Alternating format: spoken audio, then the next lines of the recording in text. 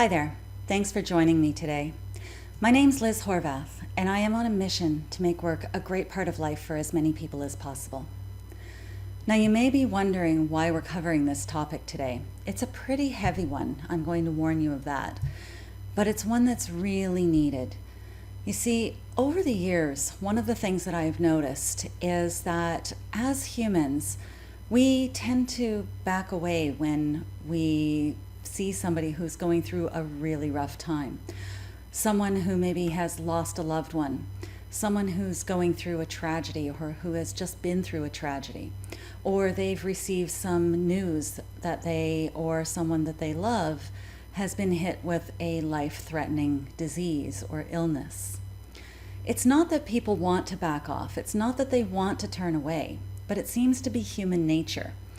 And unfortunately, that's not good for anyone. It's really not good for the person who's going through it because it leaves them feeling isolated and alone at one of the hardest times of their life.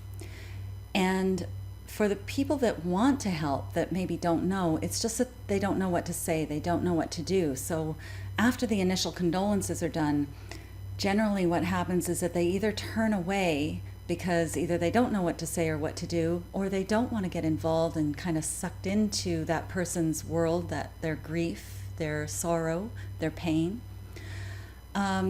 Or they really do want to help, but they're afraid to say the wrong thing. So instead they talk about superficial things, and they talk about things like the weather or what was on TV or just about anything except for what the person actually needs. So in today's video, this is going to be a free training, and I encourage you, listen to the whole thing, watch the video, and use it. Share it with as many people as possible, because this is going to be really important information to get out. You see, no one who's going through a hard time, a tragedy, should have to go through any more pain than what they already are.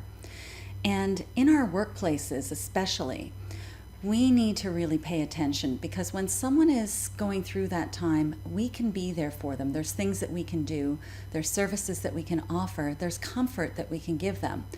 But even more important is helping that person get back into the workplace, helping them return to work, helping them through the ensuing months and possibly even years.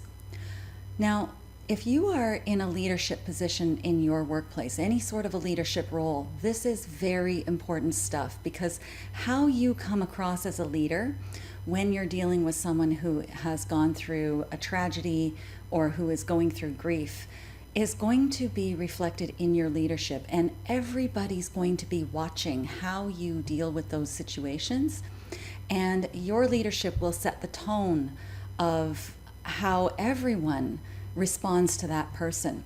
And it will make a huge difference, not only in that person's life, but it'll make a huge difference in your success as a leader and in the organization's reputation.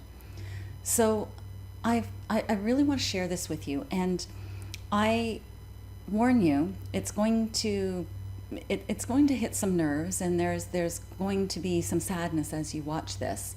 So grab a pen and paper, take down some notes, because we're going to give you some real tips on how to deal with this stuff. But I would suggest also that you might want to grab a box of Kleenex.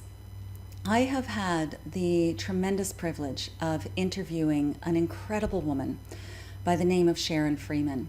Now, Sharon is the Toronto Steps for Life coordinator with an organization called Threads for Life.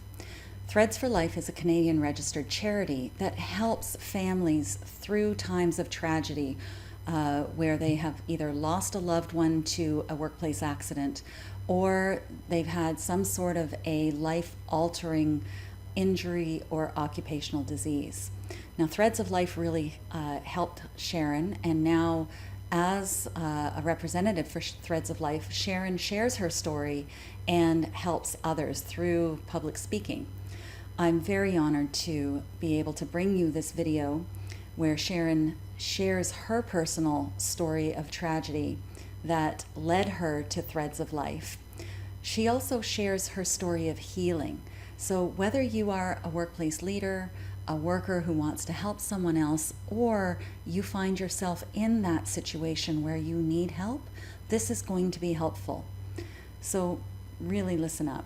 And then, as I said, Sharon shares some tips and strategies on what you can do to help someone through that kind of a situation.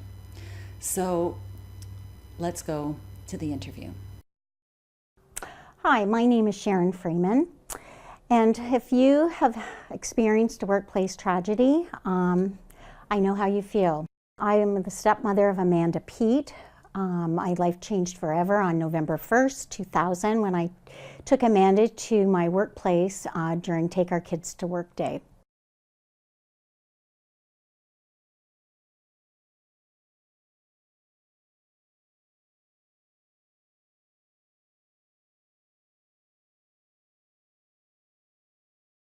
We had gone to my workplace where we were experiencing Take Our Kid to Work Day.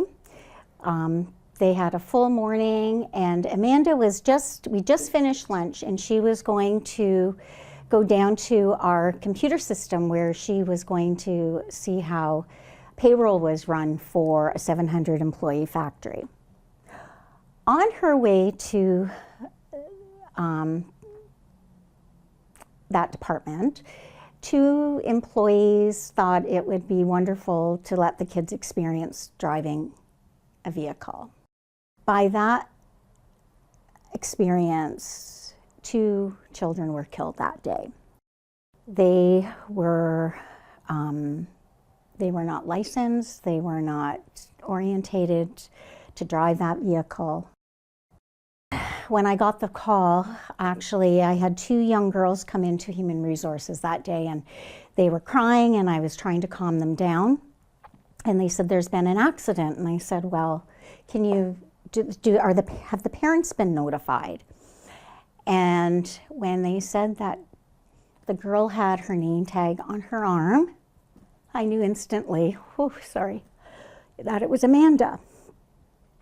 So I had ran out to where this incident happened, and the next thing I knew, I was at the hospital and found that she and Robbie had both been pronounced dead on arrival.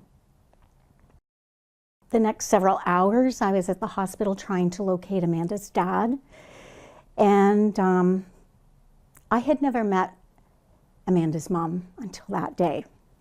And it was a very emotional day, of course, to meet Amanda's mom, to let her know that her daughter was gone.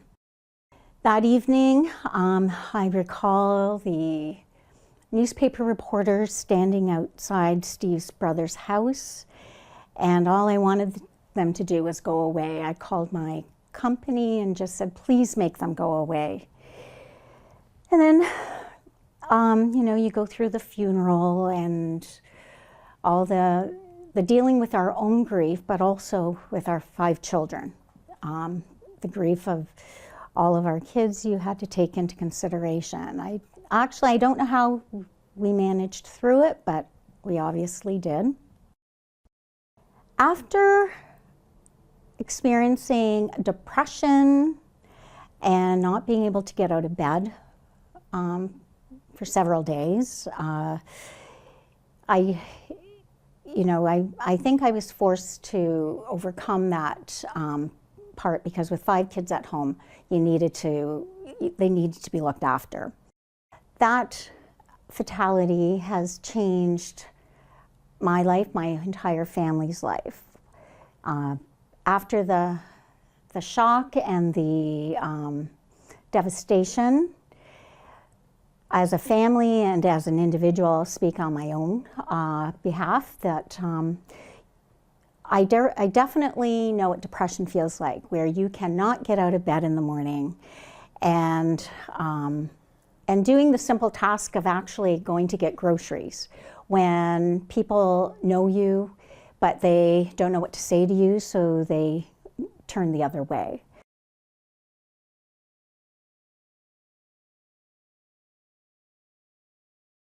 What helped me get through a lot of this is my initial reaction once I was able to get on my feet was I had to do something so no other family would experience what I had just been through. So I made a trip to Toronto, and I actually met up with Shirley Hickman and Paul Kells, both of whom had lost their children to workplace tragedies. And through working with them and a lot of individuals from safety organizations, that is where Threads of Life became an organization. Threads of Life actually has helped many families through learning coping skills. We have family forums where we have sessions. It's like going to a conference where you take sessions that maybe will help you learn new coping skills, or we even touch on addictions, mental health. We have art classes, so some people that can't express themselves verbally might be able to express themselves through an art activity. What Threads of Life has done for me also, becoming a spokesperson, where you go out and you speak to audiences in organizations or schools. For me, I tend to go to schools because Amanda was 14, and talk about my story, about how the impact of losing Amanda in my family.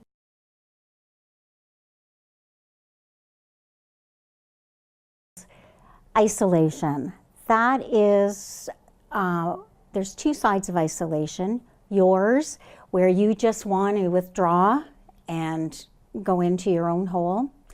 And there's also the isolation of others that are around you. They don't know how to respond to you, so they pull back.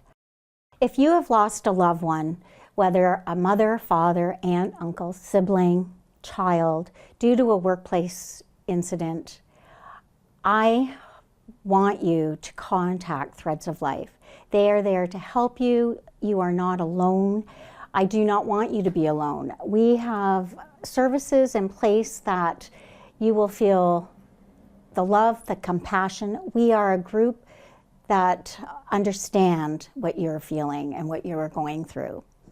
I encourage you to come to one of our family forums. I know this is where I have seen such growth. When you're meeting other families that know exactly and they understand what you're going through your loss, whether it's an occupational illness, an critical life-altering injury, or a fatality. We are a family that understands. You're in a safe place, and you can truly take off your mask at these family forums. You can learn new coping mechanisms. You will be able to share your story and not feel like, well, it's been 3 years, you should be over it by now. You're never over it. I'm here to tell you, you are never over it. It is something that you will live with the rest of your life, but you will learn how it softens you. And one of the major things that I have received from Threads of Life is by helping others, you are helping yourself heal. I have witnessed it in many of our family members where they'll take their story, their loss, and share it with an audience where they can impact and help prevention with health and safety. You do things that you never thought you would be able to do, like speaking in front of a crowd or becoming a volunteer peer support, where you are listening to another family's story, but you're helping them in their journey of healing. So I just really encourage you to contact Threads of Life and get the support that you need.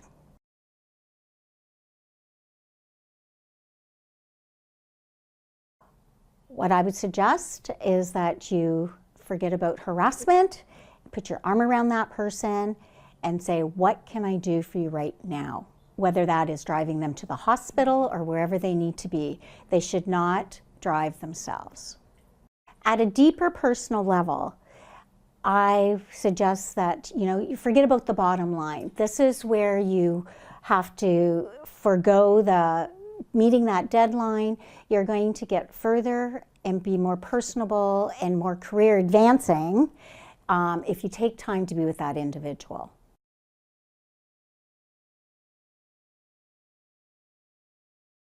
Where most companies allow 3 days bereavement, when you've experienced a fatality or life-altering injury or occupational disease, you're not going to get over it in 3 days. So for me, I was able to take several weeks actually off work, and the organization was very good at letting me start out with smaller increments. I did not go back to work for a full day. I probably didn't even go back for a half a day. I think I started out with going maybe a couple hours at a time. I think companies need to understand the impact of the mental issues on the side here, that we're not capable of putting in a full day work, a productive day work. It needs to be taken in baby steps.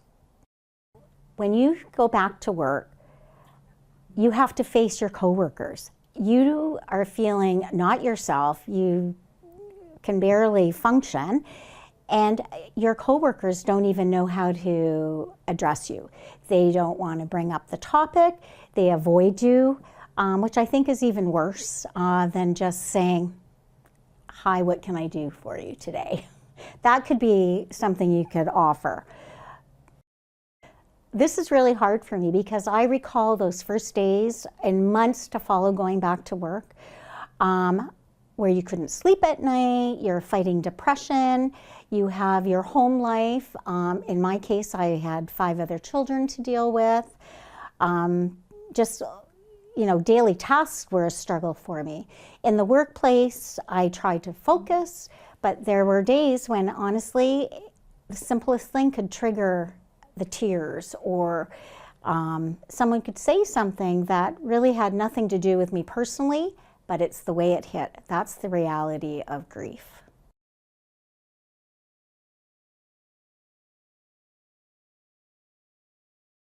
Attention, all leaders, supervisors, human resources.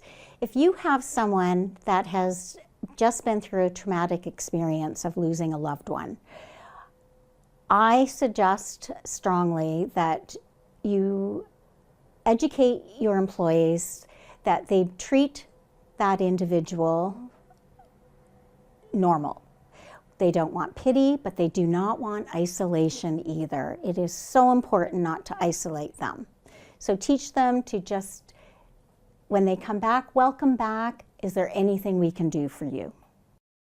If you have an employee that comes into your office and you want to just go right back to work as if nothing has happened, the ripple effect of that decision will go out throughout the organization. If you show care and compassion, that is what your employees are going to gather from you, your leadership. As a manager, a good manager, when you look at employees that have gone through a traumatic loss, whether a fatality or life-altering injury, you need to look at them in the sense that they are not broken. When you look at an individual that you think is weak, they're actually learning a new strength. For one thing, I think you need to understand the grief cycle and to allow that time for the employee to just be, whatever they may be going through at that particular moment. You need to be able to have compassion and forgiveness if their work is not up to the standard that you would expect them to be. An employee that returns to work could be back to work 3 months and you don't know what's hit them. All of a sudden they're crying at their desk or they can't focus.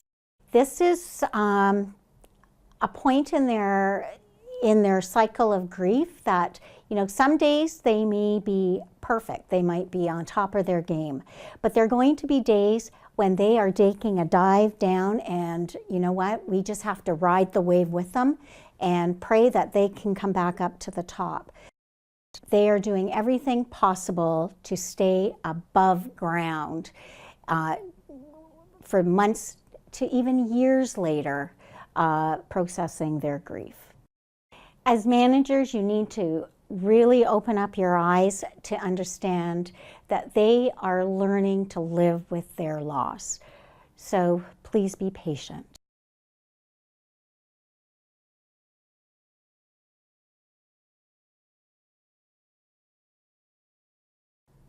How it helped me was that it was to say my biggest fear was going back to work, and he said take it in small chunks, you know, start off with a couple hours a day and build up from there, which was wonderful, and that's what I did. If you have an employee that needs help because they have lost a loved one due to a fatality or life-altering injury or occupational disease, there is help out there beyond your EAP. Threads of Life actually helps families connecting with other families that are experiencing the same pain that you are experiencing. Our stories might be a little different, but the pain is shared. You are not alone. And I think I really want to stress that you are not alone in this journey. There are others there to help you and to teach you new coping skills, you know, even to the point of prevention, health and safety prevention, where they can take their story and share it to an audience to give them that real face behind a workplace tragedy.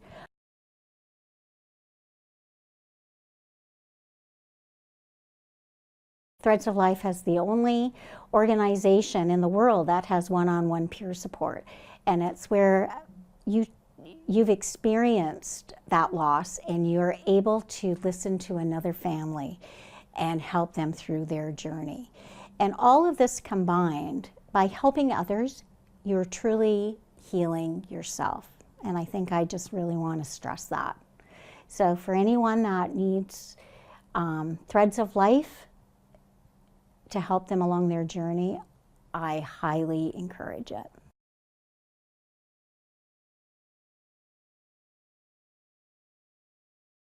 I'm here to tell you, yes. Although when you first are going through a traumatic event, you never think you'll smile, laugh again.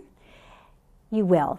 I'm here to tell you you will. And for me, now it's been 17 years, but I can truly say I can feel joy. I have 3 beautiful grandchildren that just warms my heart like I cannot even describe. So you will also. Well, that wasn't easy for Sharon. I think that you would agree with me. But she is so dedicated to helping people, to helping families, to helping organizations. She has devoted her life to this. And the tips and advice that she gave in that video are truly so helpful, both in the workplace and I think for us as individuals. So we really encourage you to use this video, use it as free training, share it with your friends and family, your colleagues, your coworkers. And we really want to encourage you to get the skills that you need before a tragedy happens in someone's life.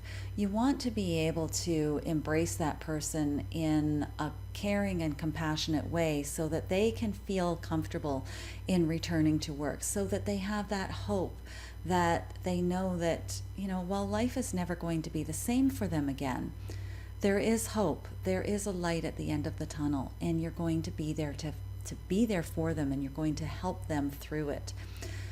They're not going to be isolated. They're not going to be made to feel invisible.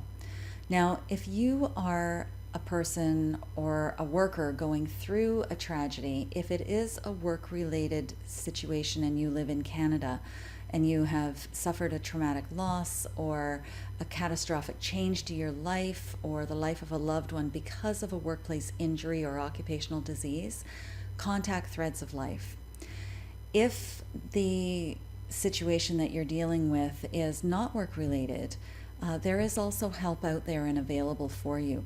Whether you live in Canada or elsewhere, you can go online, you can find out what community supports are available. For example, in Canada, we have the Canadian Mental Health Association, there's Kids Aid, there's GriefNet, there's Bereaved Families.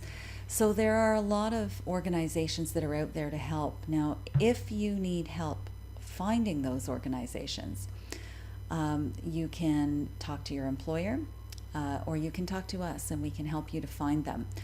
If you are in a leadership position, a leadership role in your workplace, we strongly urge you to take the time and the effort to find out what's in your EAP, what community support programs are available in your community.